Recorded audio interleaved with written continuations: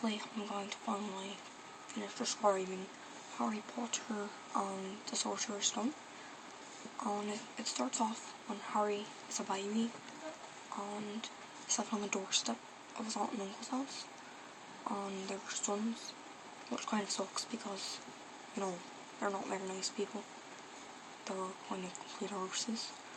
And then it goes forward until he's just around the age of 11. He hasn't quite had his birthday yet, but he's about to. And right before that, he starts getting these letters from a place called Hogwarts. He's full access to what that is, so he goes to open it, and his uncle Vernon stops him. So he starts from and tears it up real fast, and he's really confused as to why he did that, and he's really angry.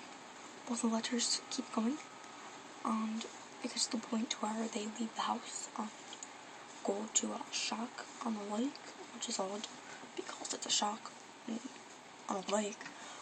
They're interrupted one evening on Harry's birthday by a giant whose name is Hagrid, and he's looking for Harry and has a birthday cake for him, and he tells him that he's a wizard, and Harry doesn't really believe him at first, but after a while he's convinced, and he hears more about Hogwarts and how it's a school of magic, witchcraft and wizardry, and so he's going to go there to learn how to practice magic, and he has to go get his supplies. So he leaves with Hagrid, and they go to Gringotts Bank in Diagon Alley, the wizarding world, and they get his money, which his parents left him quite a bit of, even though he didn't know it at the time, and also a small package that he's not sure what it is, but Hagrid said it's for Professor Dumbledore, and he goes and buys his supplies, and Hagrid gets him an owl named Hedwig, and he gets a wand that's the brother wand of the one that gave him the scar on his forehead, which was from He Must Not Be Named, which is pretty awkward. And then Hagrid realizes the time and he has to leave, but he sends Harry to the train station, and Harry has no idea where he's going, but he has to figure it out because the train will be leaving soon. And he hears someone talk about muggles, and those are non-wizarding people, so he decides to follow them, figures they're wizards themselves and know where they're going, and luckily for him they do, and they have a son named Ron Weasley, which is his age, so they kind of stick together, and they sit by each other in a train, and they meet Malfoy, not a pleasant character, and Hermione, who's kind of a know-it-all, but, you know, there's not much you can do about that. And they arrive at Hogwarts, and they're sorted into their houses, and Malfoy is sorted into Slytherin, while the other three are sorted into Gryffindor, which is positive, because Slytherin's the place where most of the bad people go. And they start their lessons. There's Professor McGonagall, there's Transfiguration, she's Aurori, and there's Snape, who hates Harry.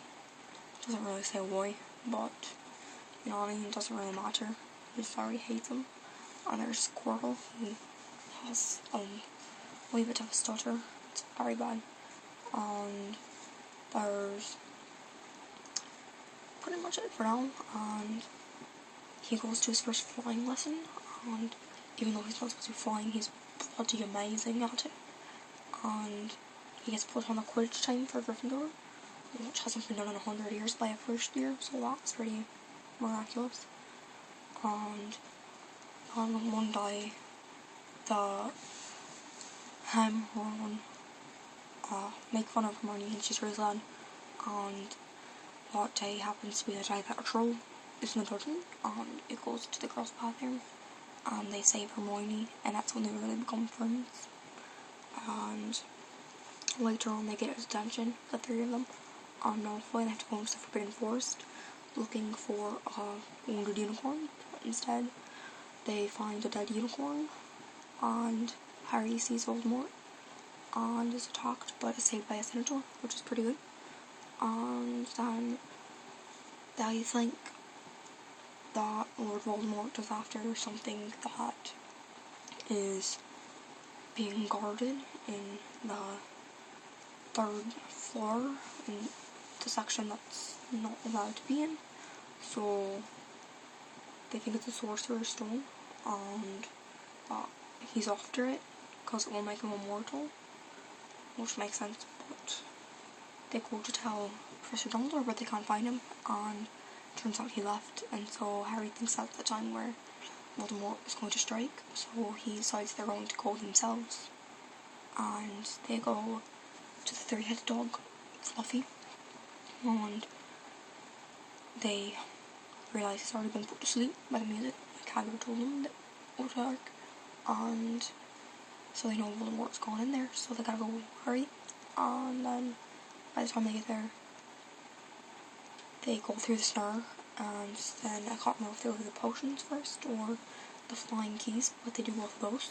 Then they play a bloody brilliant match of wizarding chess, but Ron's injured in the process, so Hermione stays behind to get help for him, and he's kind of not capable of doing anything, and Harry continues on to the next room, which he's expecting to find Snape in, but instead he opens the door and finds Professor Quirrell looking in front of a mirror, and he's talking to himself, and it's the mirror that knows what you want, your deepest desires. So Harry's seen it before, and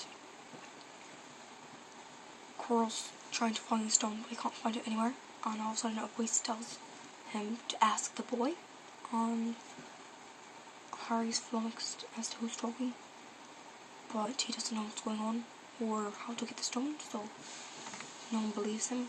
So the voice talks again, says he wants to see the boy and talk to him himself, and then Quirrell starts unwrapping his turban, which is odd, but once he takes it off, he turns around and there's a face on the back of his head, which I don't really understand, but that's crazy. And then it turns out to be Lord Voldemort, which makes it creepy, but not a very positive thing. And then he looks in the mirror and sees the Sorcerer's Stone in his pocket, but you can't really tell anyone, otherwise they'll come at him, but they automatically seem to know.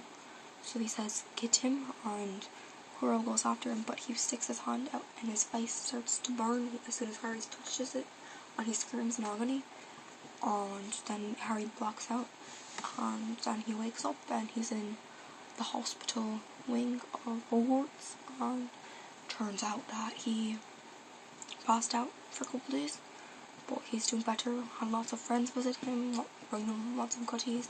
Dumbledore was there and he said he could go to the feast if he wanted, and he did, even though Slytherin had won the House Cup, which he wasn't fond of. But then once they get there, everyone's really happy to see Harry, except for, Malfoy, but no one really cares about him. And then he is talking to his friends when all of a sudden Dumbledore has an announcement to make that he has extra points to give out, and a bunch of people from Gryffindor end up getting extra points, which made them win the House Cup, and there was a change in decoration, and that was pretty much the end. So, expect the second one soon. Yeah, I'm not really sure what else to say. So, bye.